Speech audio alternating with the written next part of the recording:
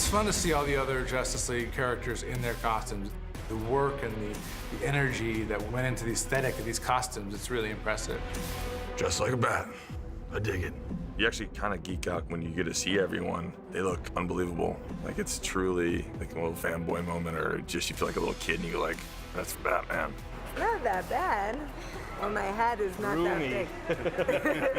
The first 2 days that we were shooting in groups, I was bursting out loud, laughing all the time. One moment, I'm being super serious, and I have the sword and the shield, and everyone are dressed so beautifully, and everyone looks so strong, just like in the comic books. And then they cut, and I look to my sides, and I'm like, what are we doing? It's like costumes, it's like Halloween. It was really, really funny, but it was awesome. It's a great experience.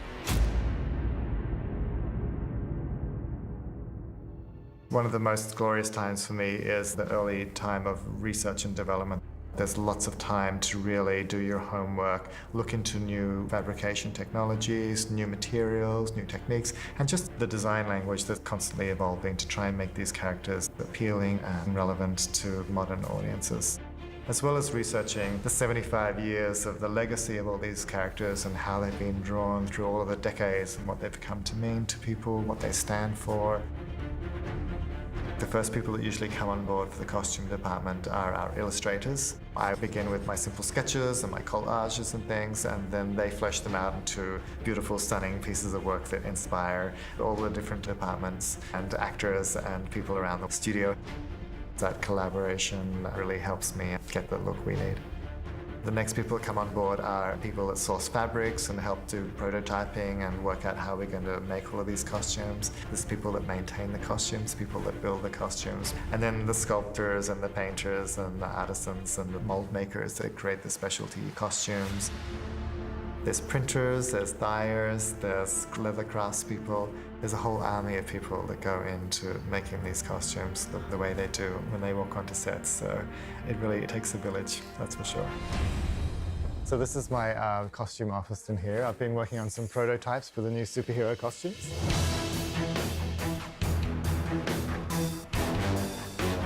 This is where we have meetings with the director and show him what we've been working on and the new ideas that we're developing for the superheroes.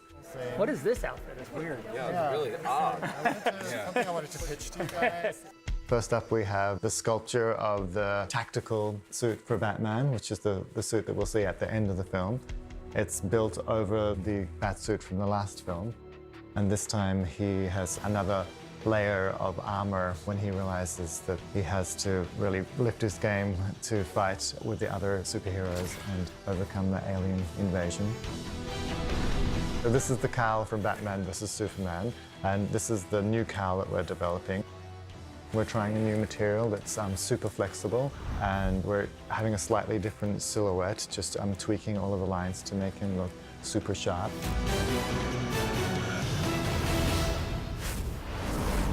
Over here is our Aquaman corner.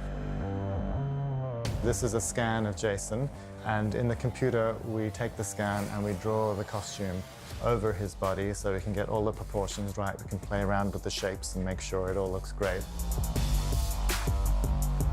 We did lots of tests here of colors, different goals. Zach really wanted the costume to feel ancient and broken down, so we're playing with that with our paintwork here. Whether it's the trident, the eyes, the costume, when you put everything on, you're right into the character, and that's the beautiful thing. That's when you're working with really talented artists. From props to, obviously, Michael, who has made all of our costumes, and they're amazing. Yeah! Over here we have Flash's corner.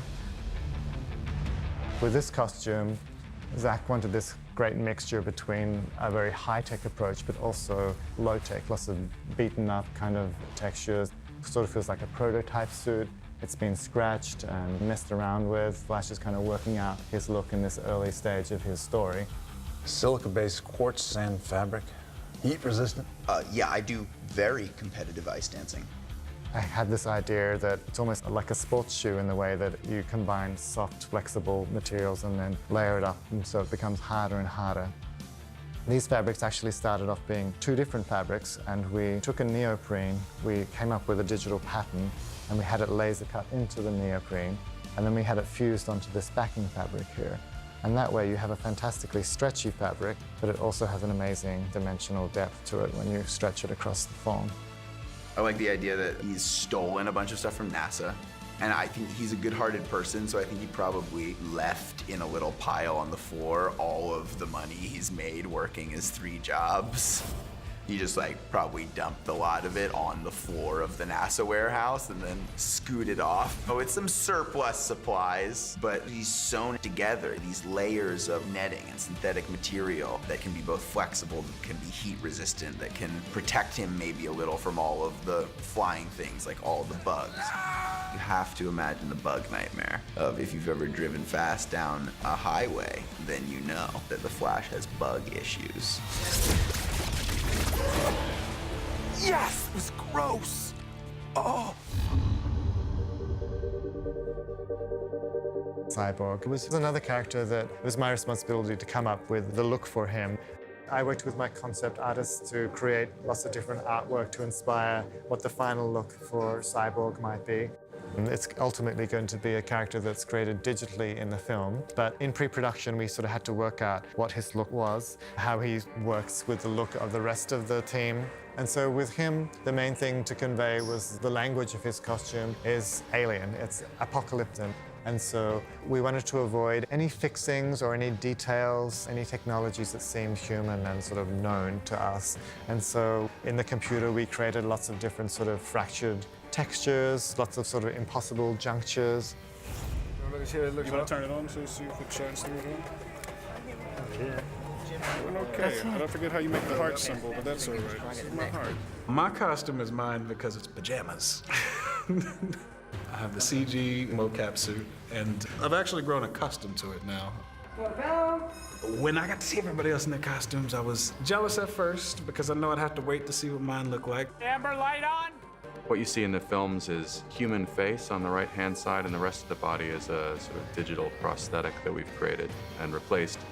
We've stayed as faithful as possible to Ray's performance throughout the movie, and he definitely guides it. Victor, no! Victor!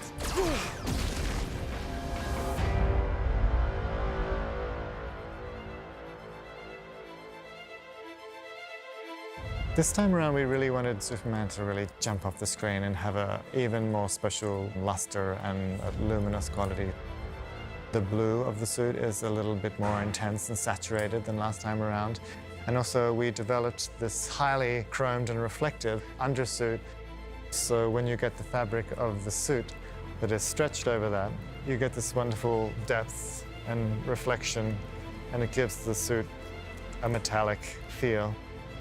There's no feeling like it. It's a special, special thing to put the Superman suit on, and I get excited about it still. Me and my friends, we talk about it, we geek out about Superman, and it's truly, truly unique.